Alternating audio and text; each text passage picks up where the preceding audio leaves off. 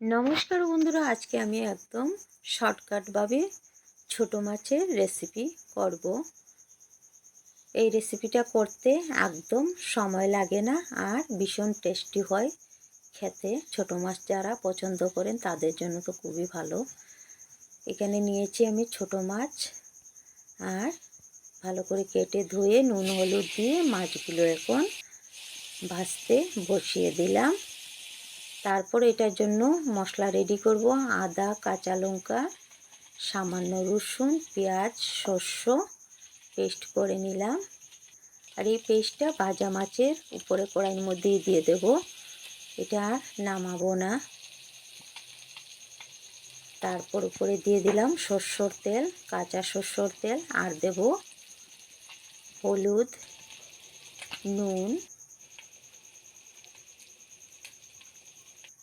তারপর 4-5টা ছিঁড়া কাঁচা লঙ্কাও দিয়ে দিলাম।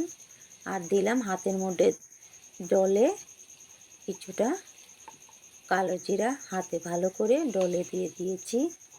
সব কিছু দিয়ে বলটা দয়ে সামান্য জলও দিয়ে দিলাম। দিয়ে এখন সব মশলা নাড়াচাড়া করে মাছের সাথে স্টিম কমিয়ে ঢেকে রেখে দেবো কিছুক্ষণ, 5-6 মিনিটের মতন ঢেকে রেখে দিয়েছি। আর এদিকে নিজের গাছ থেকে লেবু পাতা নিয়ে আসলাম।